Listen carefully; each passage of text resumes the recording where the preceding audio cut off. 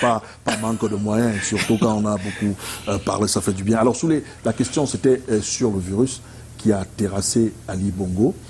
Est-ce que ce virus-là peut infester ou alors contaminer les autres États? On n'est pas forcément sur le Cameroun, mais on essaye de voir les raisons, on essaye de voir les faits qui ont contribué à ça. Est-ce que ça peut être contagieux? Bien sûr. Vous savez que ce qui est arrivé au Burkina est arrivé au Niger, est arrivé au Mali. Et si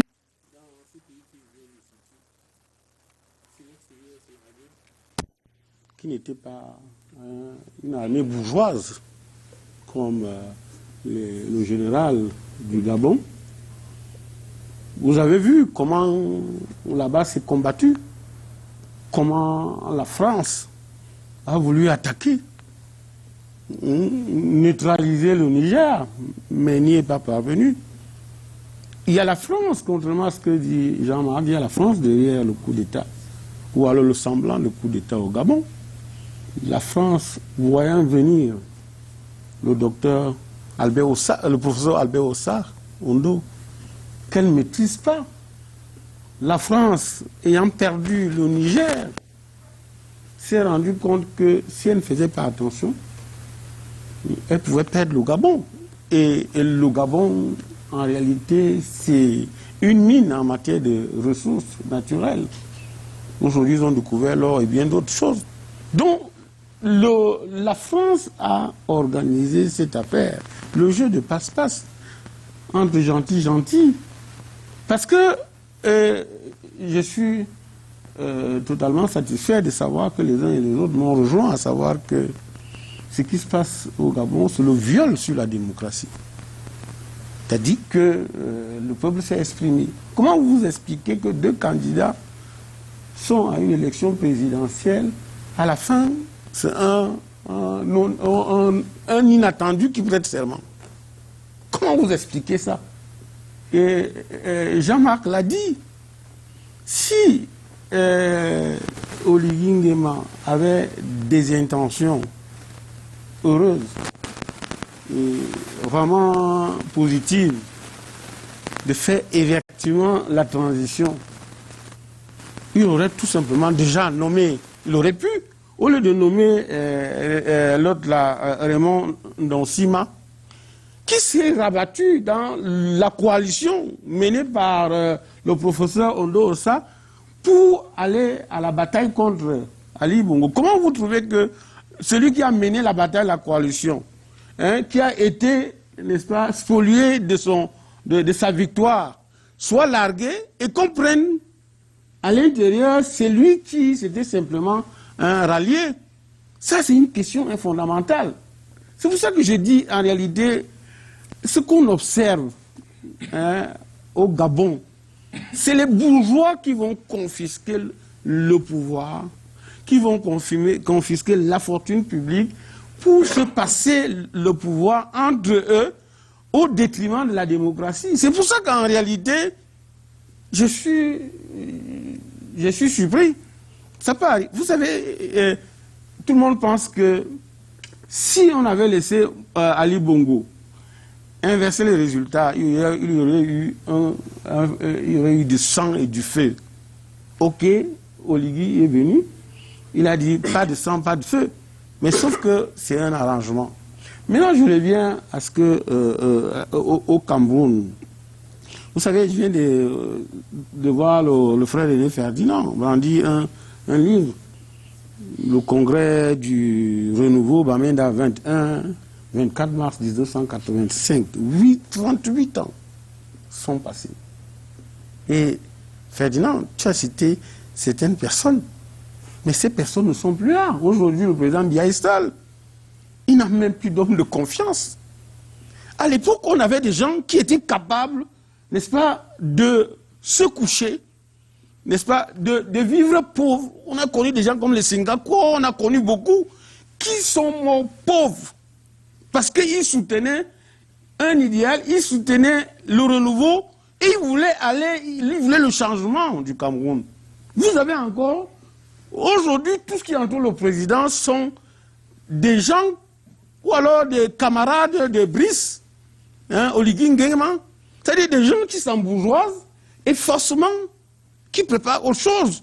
Et c'est pour ça que je dis, le président étant seul, debout, tout ce qui l'entoure. Vous savez combien de fois Ali Bongo a mangé avec Oligui Nguema? Combien de fois ils ont bu du champagne? Mais il lui a fait ses bébés dans le dos. Vous savez combien de fois le président mange avec certains ponts du régime, les nouveaux riches, ceux qui s'embourgeoisent? Et quand j'entends quelqu'un dire que la corruption, on la combat, mais je me dis, mon Dieu, Lucien, soyez sérieux. Non! Attends, vous avez des éléphants blancs partout. Voilà un pays qui n'arrive pas à faire une autoroute. Yaoundé Douala. Voilà un pays qui n'arrive pas à finir un complexe sportif à Olembe. Voilà un pays qui a des task force un peu partout. Mais attendez, vous parlez de quoi? La corruption est la sœur siamoise, n'est-ce pas, du renouveau. Si vous coupez sans aller, n'est-ce pas, chez des bons médecins, le régime, n'est-ce pas, prend feu. Donc je voudrais dire que faisons attention. Faisons attention, je vais chuter par là pour dire que nous savons ce qui s'est passé au Tchad, où le fils a renversé le père. Nous savons ce qui s'est passé, n'est-ce pas, en République démocratique, où Joseph Kabila a renversé le père. Nous savons ce qui s'est passé longtemps avant en Guinée équatoriale, où Obiang Nguema avait renversé son oncle. Nous savons ce qui s'est passé en Tunisie, où les frères musulmans et Ben Ali étaient au coude à coude, et finalement, Ben Ali, le premier ministre d'Habib Bourguiba, a pris les devants, il a renversé Habib Bourguiba. Donc, le coup d'État du Cameroun ne viendra pas des kidams du quartier. Ce sont des... Donc, déjà d'avis qu'il y aura coup d'État au Cameroun, mais pourquoi vous pouvez avoir cette manière de dire avec exactitude, comme si le Cameroun se tourne directement vers le coup d'État? Quelle est cette apologie?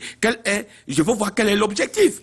Est-ce que c'est préparé dans certaines officines ou ici, il faut aller jusqu'à dire qu'il y aura un coup d'État au Cameroun?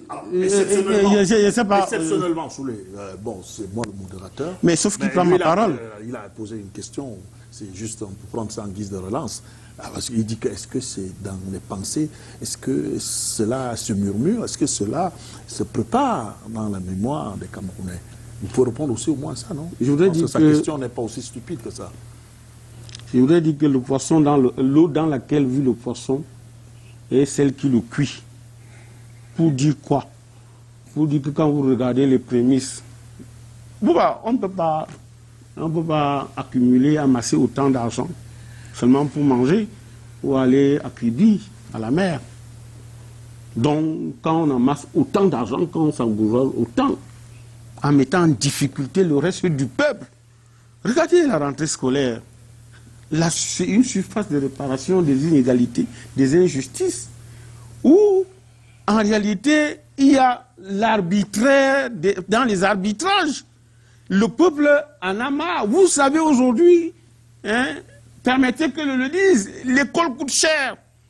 Pour qui? Pour les pauvres. Vous avez le stylo habillé qu'on achète à 25 francs, il coûte 150, et même 200.